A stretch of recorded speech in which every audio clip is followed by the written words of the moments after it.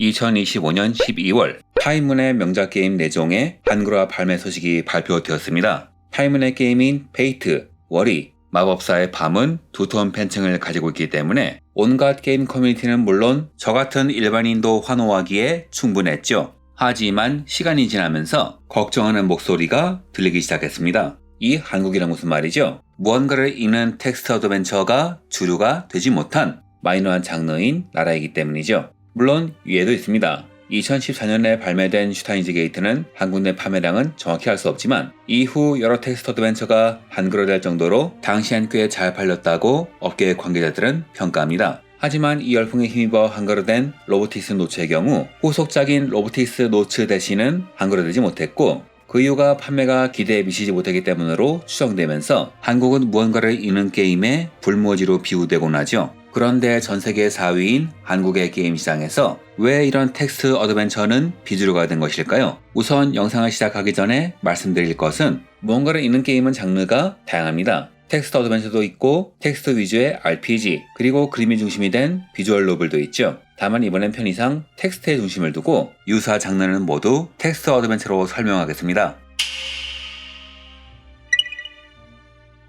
한국에서 텍스트 어드벤처의 인기가 없는 이유, 우선 생각해볼 수 있는 것은 게임 문화의 형성 과정이겠죠. 일본 최초의 텍스트 어드벤처 게임은 1982년 3월 월간 아스키를 통해 공개된 오모테 산도 어드벤처였습니다. 이는 아스키 매거진 직원이었던 아키야마 히데키와 타카시 요시로가 만든 게임이었는데 이 게임은 사용 목적이 아니라 PC 잡지에서 구현하는 기술 실증이 목적이었습니다. 그래서 그런지 몰라도 1어가 아니라 영어죠. 일반 대중이 접한 최초의 텍스트 어드벤처는 드림캐스트의 아버지 호리 유지가 1983년에 만든 포트비아 연쇄 살인사건이었습니다. 제 채널은 20년 넘은 작품은 스포일러를 무시하는 채널이죠. 이 게임의 범인은 조수인 야스였는데 당시엔 이게 충격적인 반전이었다고 해요. 그래서 일부 악취민 사람들은 이 게임의 중고팩에 범인은 야스라고 쓴 종이를 넣어서 중고샵에 매각했다고 합니다. 이 작품은 커맨드 입력 방식으로 텍스트와 비주얼을 함께 활용한 초기 텍스트 어드벤처의 대표작이었고 이게 화제가 되면서 일본에선 많은 텍스트 어드벤처가 출시되게 되었죠. 하지만 주된 이유는 기술과 자본 문제였습니다. 게임에 많은 비주얼을 넣는 것은 제작비도 제작비지만 이를 담기 위해선 많은 디스켓과 롬이 필요했는데 이것 또한 모두 제작비였죠.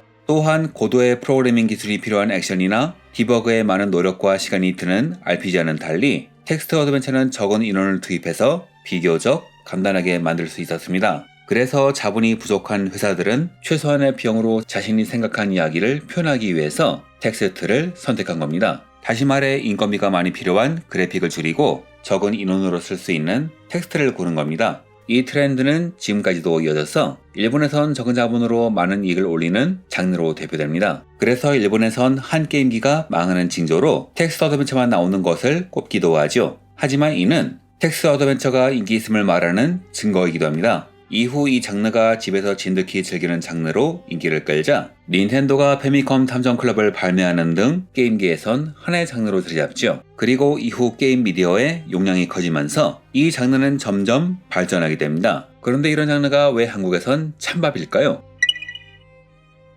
한국에서 최초로 발매된 텍스트 중심의 사용 타이틀은 남인환 씨가 애플2로 제작한 신검의 전설이었습니다. 하지만 당시에는 PC 자체가 사치품이었고 애플은 정말 아무나 만질 수 있는 물건이 아니었죠. 그래서 대중적으로는 널리 알려지지 못했습니다. 아니, 일본과 달리 한국은 텍스트 어드벤처가 주류가 된 적이 없었어요. 이유는 여러 가지가 있죠. 첫째, 가격 장벽. 8, 90년대 게임팩은 그 자체로 상당히 고가의 물건인데 텍스트 어드벤처는 일본어를 모르면 재미를 못 느끼는 물건이고 그런 비싼 물건을 선뜻 사는 사람들은 많지 않았습니다. 둘째, 게임 트렌드. 한국에서 게임이 대중화된 것은 90년대 후반 PC방 문화와 함께 초소 인터넷이 보급되면서였고 이 중심에는 함께 경쟁하고 소통하는 스타크래프트 그리고 MMORPG가 있었죠. 즉 혼자서 이야기를 즐기는 정적인 게임이 대중성을 얻은 환경이 아니었던 겁니다. 셋째, 시장 환경. 일본 텍스트 어드벤처의 한 축은 성인용 미소녀 게임이었습니다. 이 시장은 수익성이 높고 충성도 높은 팬층을 형성하며 시나리오 작가와 일러스트레이터들이 활동할 기반을 다지는 역할을 했지요. 이후 이런 식으로 인기를 얻은 투하트, 카논 등이 인기를 얻으며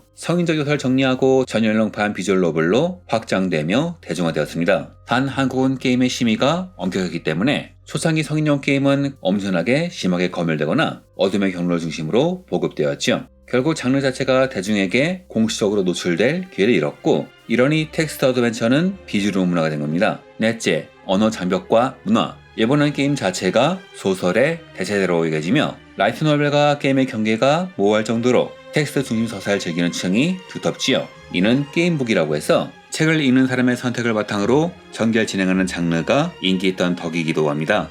즉, 읽는 행위를 게임적 경험으로 받아들이는 문화적 맥락이 강했던 거죠. 반면 한국에서 이야기를 즐기고 싶은 층은 소설이나 만화, 웹툰과 웹소설이란 독자적인 플랫폼으로 흡수되었습니다. 즉, 굳이 고가의 게임을 구매하지 않아도 서사를 소비하는 환경이 제공된 것이죠. 특히 웹툰은 공짜니까요. 또한 언어 장벽이 컸기 때문에 게임을 즐기는 것이 마냥 편하지가 않았습니다. 그래서 한국의 게이머는 원숭이 섬의 비밀, 투아트 같은 게임을 하기 위해서는 일일이 영어 사전이나 일본어 사전을 끼고 살아야 했습니다. 즉, 일본이 콘솔 및 휴동기기 중심으로, 나아가 PC 게임을 중심으로 텍스트 중심의 비주얼 노벨이나 어드벤처가 성장했다면 한국은 그런 토양 자체가 없었던 것이죠.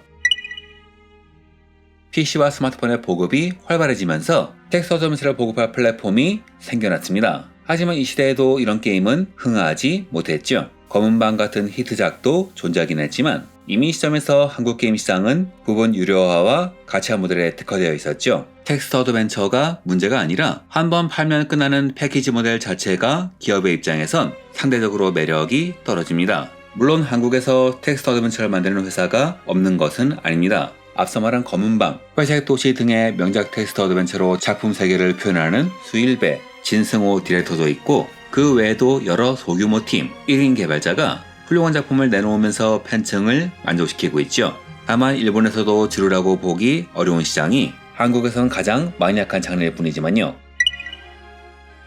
일본이 텍스트 중심의 문화, 규모가 큰 콘솔 시장 덕분에 이러한 패키지 게임이 여전히 시장성을 유지하고 있다면, 한국은 게임 산업백서에 의하면 콘솔 시장은 2023년 기준으로 4.9%의 마이너 시장입니다. 즉, 문화적 인프라와 플랫폼의 차이가 두 나라의 게임 취향을 극명하게 갈라놓은 상황이고, 이러니 슈타인즈 게이트의 대박도 텍스트 어드벤처의 매력이라기보다는 IP 자체의 파워가 컸다고 볼 수 있는 상황에서 가장 마이너한 축에 속하는 텍스트 어드벤처가 한글화되는 지금 상황은 반가우면서도 한편으론 걱정되는 상황이죠. 만약 타이문의 팬덤으로도 만족할 만한 성과를 내지 못한다면 이후 텍스트 어드벤처가 한글화되는 일은 더 이상 없을지도 모릅니다. 그래서 이번 타이문의 게임의 한국 출시는 시리즈의 팬은 물론 텍스트 어드벤처 팬에게 단비 같은 소식이면서 한편으론 걱정되는 소식이기도 한 것이죠. 다만 큰 걱정을 할 필요가 없다는 의견도 있는데요. 과거에 텍스트 어드벤처 게임이 한글화되지 않거나 나오더라도 대부분의 퀄리티가 조악했던 이유는 텍스트를 번역하는 비용이 예상 판매량 대비 비쌌기 때문이죠. 하지만 최근엔 AR 활용한 번역이 가능해졌고, 게임의 구조 또한 다국어 전환에 최적화되어 있어 예전만큼 비용이 많이 들지 않는다고 하네요. 지금 한글화되는 게임은 대중성과 흥행성은 검증된 것이라 이번이 한국 텍스트 어드벤처 시장의 분기점이 될 수도 있습니다. 만약 이 게임들이 히트한다면 한국의 인디 텍스트 어드벤처, 비주얼 노벨도 함께 주목받을 수 있을 테니까요. 그러니 저처럼 무언가를 읽는 텍스트 어드벤처를 사랑하시는 분들은 한번 기대해보시는 것도 좋겠네요. 이상으로 영상을 마치겠습니다. 시청해주셔서 감사합니다.